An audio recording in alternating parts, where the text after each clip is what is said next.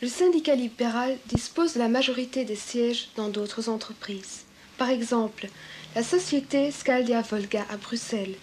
La vocation de la société est la diffusion de produits automobiles soviétiques. Notons toutefois aussi que la société exporte vers l'URSS des tôles d'acier belges pour carrosserie. Une partie de ces tôles nous reviennent sous forme de voitures, les Lada.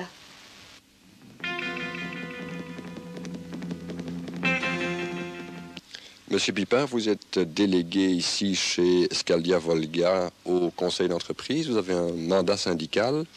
Un problème se pose ou des problèmes se posent, bien entendu. Ils sont résolus par la concertation et à l'avantage, je dirais, et dans un climat de franchise, à l'avantage des deux parties. C'est-à-dire dans la franchise qui doit être réciproque.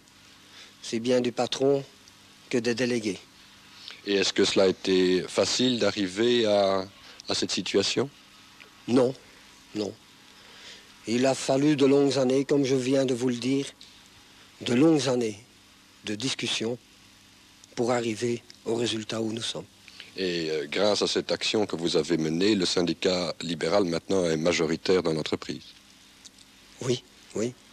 C'est avec satisfaction qu'on peut dire, et ça intéressera beaucoup de monde, de dire que quand on a de bons délégués et qu'on fait du bon travail, il y a moyen d'arriver à quelque chose. Un bon résultat. Un bon résultat, absolument.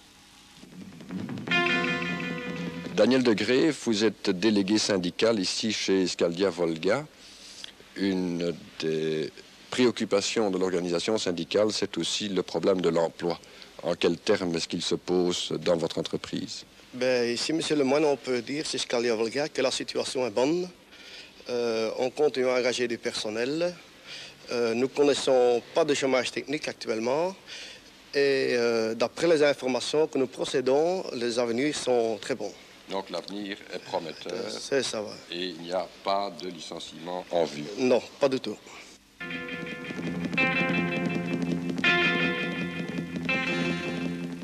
Un importateur de voitures soviétiques où le syndicat libéral est majoritaire, ça peut peut-être paraître curieux. Pas du tout. C'est une entreprise comme une autre. C'est aussi une entreprise qui fournit pas mal de travail à de centaines de personnes ici en Belgique.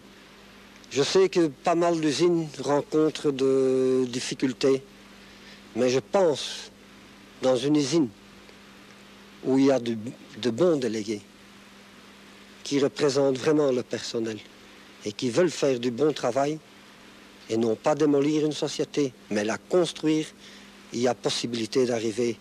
La preuve en est faite ici chez Skaldia Volga. Un bon résultat. Un très bon résultat. Skaldia Volga est l'importateur exclusif des voitures Lada et de leurs pièces détachées.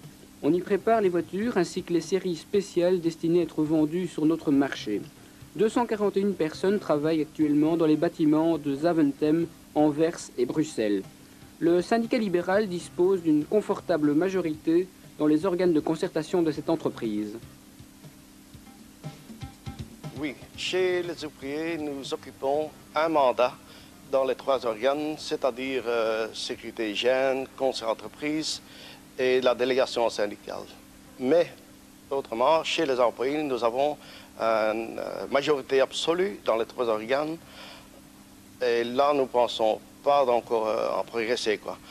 Mais nous espérons d'avoir, avec les prochaines élections, donc obtenir le siège des jeunes travailleurs et de prendre le deuxième siège chez les ouvriers dans les trois organes, quoi. Ceci dit, il est intéressant de se demander comment on en est arrivé à une présence aussi importante du syndicat libéral dans une entreprise qui, somme toute, importe des voitures fabriquées en URSS.